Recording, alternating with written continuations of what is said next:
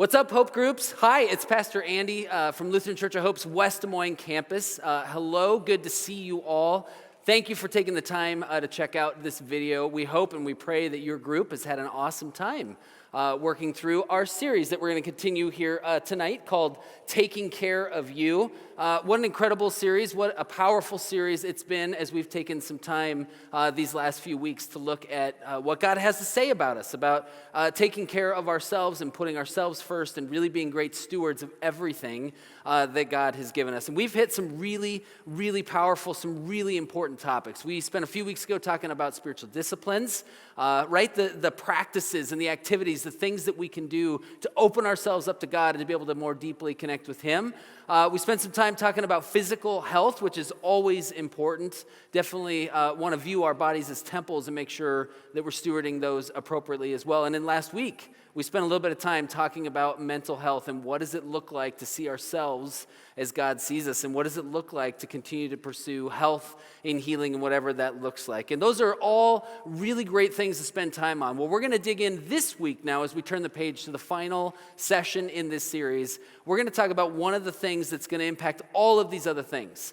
And that is our ability to put first things first. We're going to talk today, actually more importantly, about this question.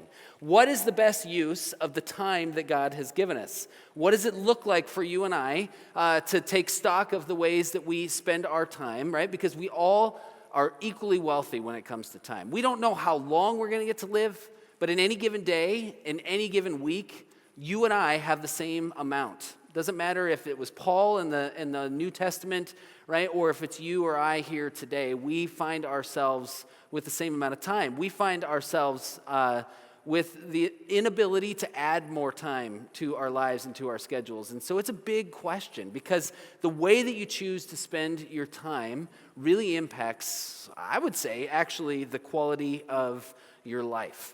And so as we talk about this today, as we get kicked off with this idea of what does it look like for us to put first things first in the ways that we use our time and time management and all of these things, I just want to let you know tonight that I actually have found something this week in my research that I think provides the advantage and honestly the answer to the problems that we face. So as you watch this, think about what does this say to me and how can I use this tool to save time? Let's take a look.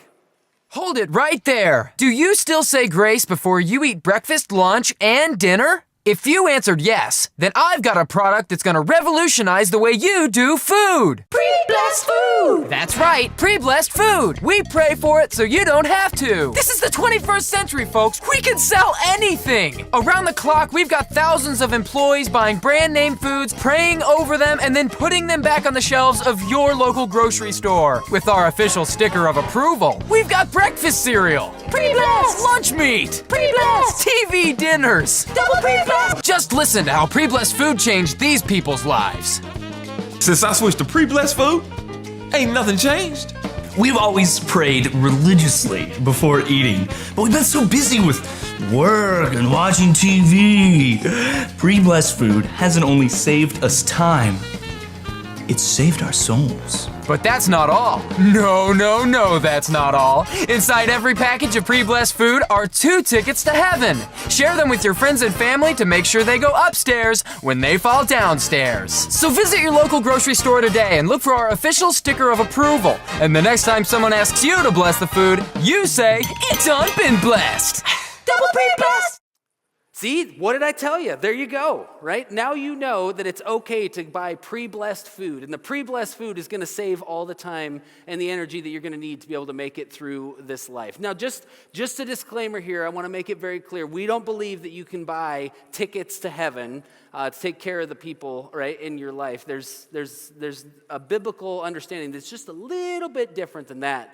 But I wanted to bring that clip tonight just to show you a little bit of what the measures are in my head sometimes, the places that I go when I'm trying to figure out how I'm going to get everything else done in my life. That's part of our mindset that we use in this day and age. We want to find life hacks. We want to find shortcuts. We want to find ways to save as much time as possible. And it can be helpful. Some of those things can be really helpful, but it can also be really hard. right? Really hard to figure out how it is that we're called to use our time. And that is because we live in an age of distraction, right? We live in a world of distraction. We live in a world that seems to have so many opportunities and so many different things crying out for our time and our focus, right? And I've got some up here on the screen. We've got the things like our phones, and we've got the television shows, right? I know that you know it's as important as I do to spend some time on TikTok and take a look at all of the incredibly cute puppy videos that they have on there. Right? But there's so many other things in life as well. And it's not just the things that feel like an escape, right? We have responsibilities. We have family and friends and work and things to do around the house, right? There are so many different demands on our time. But then we also have the things like I have over here on the side. It's a picture from just this week in Ukraine, right? We have these things that come across our radar that demand our attention, right? And they demand God's attention as well. They're kind of things that break our hearts. There are so many different distractions, right? So many different voices calling out to us, and it's taking a toll. I recently heard John Eldredge, the author of Wild at Heart and a whole bunch of other great books. I was listening to an interview with him, and one of the things he said that caught my attention was the amount of information that you and I encounter on any given day. And by the way, that's like 10,000 marketing messages a day that we encounter, right? The average human being makes 35,000 decisions in a single day. All that information, all that thinking, all that processing, John Eldredge says, is enough to crash a laptop computer. Your brain handles more than any computer could in this situation. That's a whole lot of stuff, right? That's a whole lot of distraction. And so no wonder it's challenging for us to be able to manage all of these things. And part of the way that it's taking its toll, I have a picture of a goldfish up here because you and I now, science has said, have an attention span that's gone from 12 seconds to 8 seconds in the last 20 years. Human beings, their ability to focus is changing. And the reason why I have a goldfish up here is because the goldfish has 9. So congratulations, you now are not as focused as a goldfish. But as funny as that is, right, we see the toll that this has taken. And in fact, if we're not careful, if we don't think through how we want to use our time, it's quite possible that you and I could end up in a situation like this, right, where our plates are full and our souls are not. Our plates are full and our souls are not. We have to ask the question, what are we going to do? Paul had some advice, right, when it came to this. He said, so be careful how you live. Don't live like fools, but like those who are wise. He says, make the most of every opportunity in these evil days, because as he was writing to the people in Ephesus, he understood that they had choices to make. They had things that they could do that were going to be urgent. They were going to be something that was demanding their attention.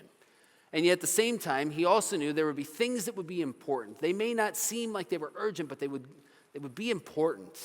And if they didn't spend their time on it, if they didn't take the opportunity, right, to be careful how they live, and to make the most of every opportunity in front of them, then he knew they may end up in a place where they didn't want to be. And so the question, perhaps to wrestle with here now, is this: where do we find what our souls truly long for? Because in the sea of distraction that's available to us, well, a lot of times the good stuff isn't what's at the top of the pile.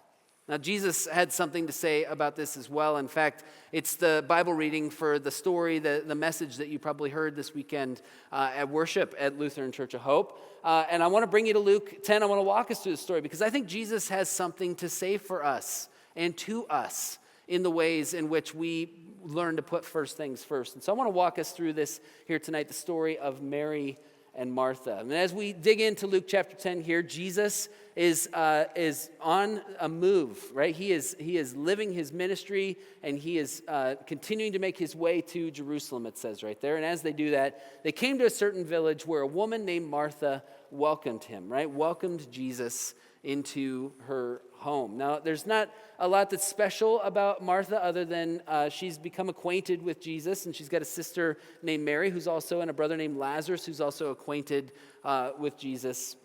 But she decides to welcome him into her home. And so you have these two sisters, and as they spend their time greeting Jesus and getting to know him and welcoming him into this home, you have these two sisters who have drastically different reactions. This is what it says in the very next verse. Her sister Mary, now this is what she did. She sat at the Lord's feet, listening to what he taught. But Martha, on the other hand, was distracted by the big dinner that she was preparing. Notice the difference in the responses, right? Mary sits at Jesus' feet. And you just got to think for a second, how incredible would that be to be able to sit at Jesus' feet? Mary, on the other hand, is distracted. And because she's distracted, she comes to Jesus and she says, "Doesn't it seem unfair to you that my sister just sits here while I do all of the work?" And then she gets into this next part I think is a little dicey for Martha. She's getting frustrated. I got to tell you, I kind of see things from Martha's perspective because when I read this story, sometimes I think, but Jesus, people have to eat, right? She goes a little bit further though, and she bosses Jesus around. I'm not sure that's the best move when a rabbi comes into your home. But she says this, "Tell her to come and to help me." She's frustrated because what seems important to her does not seem important to Jesus. And so Jesus comes to her and he's got a response as well. He says, "My dear, dear Martha." And I highlighted this because Jesus in the text in the Greek, Jesus says her name twice, which is a term of endearment. It's a way of getting Martha's attention in a compassionate way. Even though she's frustrated and bossing Jesus around, Jesus, as he works with her and works with us, when we get our priorities backwards, he comes with compassion. He comes with compassion and he wants her to see a deeper truth. He says, "You're worried and upset over all these details," but he goes on to say, "There's only one thing. There is one thing, Martha, that's worth being concerned about. Mary has discovered it, and it will not be taken away from her." And I want to pitch the idea to you here watching this video that one thing is the unbelievable, life-changing, all-encompassing presence and love of God. There is nothing else in the world like experiencing God's love and God's Spirit, God's peace, and God's kindness in our life. What I think Jesus is trying to explain to Martha here in this moment, right, is that this peace and this joy, this presence, this gift of being with Jesus, it's never going to go away.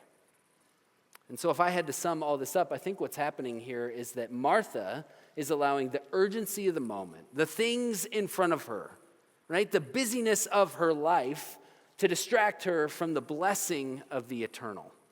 The blessing of the eternal. Does that sound familiar for you? Is there anything in your life, right, where it would compete with God, where it has the potential to distract you and to pull you away from God? I know I have countless examples in my life, and maybe in your group tonight you can talk about those and dig in just a little bit more. But what this gets us thinking about are these questions, right? What is it that really matters? When you think about what's important and what's worth investing your time in, if you want to make sure you cover the first things first, well, then you have to understand and answer this question. What is it that really matters in life? It's one thing, right? Think about the things that you're worried about these days, maybe this week, maybe this day that you have been worried about, and ask yourself this question. Is the thing that I'm losing sleep over, that I'm finding myself anxious about, am I actually even going to care? Is it going to matter 6 months or 12 months or 5 years from now? When I think about the things that have kind of freaked me out even today, there's no way that those things are going to be on my radar 5 years from now. And yet we allow them to take over our life and to move us in a different direction, to take our focus, our distraction, and distract us away from Jesus. We have to ask ourselves this other question here as well. What really has the power to nourish your soul?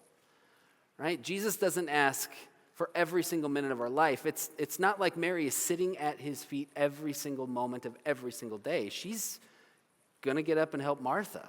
Like, people have to eat. But at the same time, she's willing to pause for a moment, and she's willing to take a moment to be with Jesus.